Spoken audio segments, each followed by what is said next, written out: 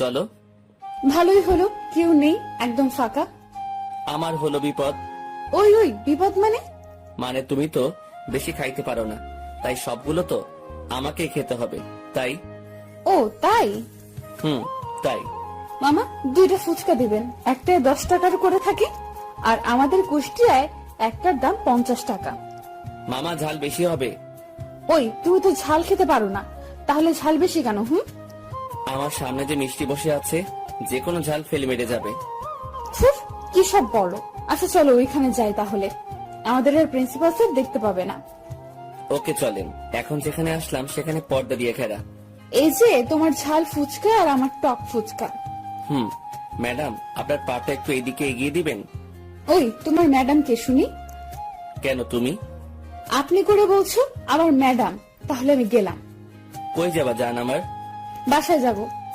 আর যেতে হবে না, এই যে আমি কান ধরে বলছি, আর হবে না। মনে থাকে যেন। খুব মনে থাকবে। আর আমার পা কেন আগায় দিব? এমনি একবার দেখবো কি সুন্দর পাখানি তোমার। ও আচ্ছা, তোমার হাতটা একটু এগিয়ে দাও তো। কেন? দাও বলছি। ওকে, এই যে দিলাম। আমার হাত তোমার হাতে সোপে। এইবার চোখ বুঝো। কেন, আমার হাত কাটবা নাকি? কাটবো, চোখ বন্ধ করো। ওকে, বন্ধ করলাম আমার চোখ। এ কি, ম্যাডাম কি আমাকে দড়ি দিয়ে বাঁধছে না নাকি? না, দড়ি তো এমন হবে না, ফিতার মতো লাগছে। আর অনেকগুলো। আরে, আবার কি ভারী জিনিস দিয়ে বাঁধছে। আর অনেকগুলো। আরে, আবার কি ভারী জিনিস দিয়ে বাঁধছে। আমাকে যখন খুলতে বললো, আমি তো অবাক। এবার চোখ খোলো।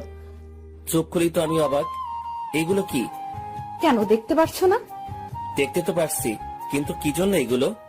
প্রথমত রিস্ট ব্যান্ড গুলো কিনেছি তোমার জন্য আর তোমাকে দেওয়ার জন্য। তুমি তো এইগুলোকে পছন্দ করো না। করতাম না, তাই তো একদিন ক্লাসে তোমার হাত থেকে নিচে পুড়িয়ে ফেলেছিলাম। তাহলে আবার কেন? তোমার হাতে ভালো লাগে তাই, বুঝলাম। বুঝলাম, কিন্তু আমার হাত থেকে নিয়ে পুড়িয়েছিলে কেন? তখন তুমি আমার ছাত্র ছিলে। আর এখন কি শুনি? এখন তুমি আমার সব, বুঝলা। আর ফুচকা খেতে হবে, আমার খুব ইচ্ছে করছে।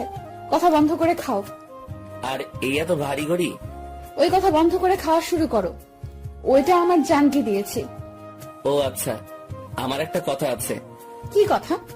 তোমার পাটা একটু এইদিকে দাও। কি হবে? আমি দিতে বলেছি তো। ও আচ্ছা। এবার তুমিও চোখ বন্ধ করো। কেন বন্ধ করব? খারাপ মতলব আছে নাকি? ওকে যাও, লাগবে না।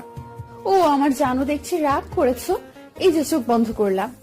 ফারজানা যখন চোখ বন্ধ করলো, তখন ওর পা আমার হাতের উপর রাখলাম আর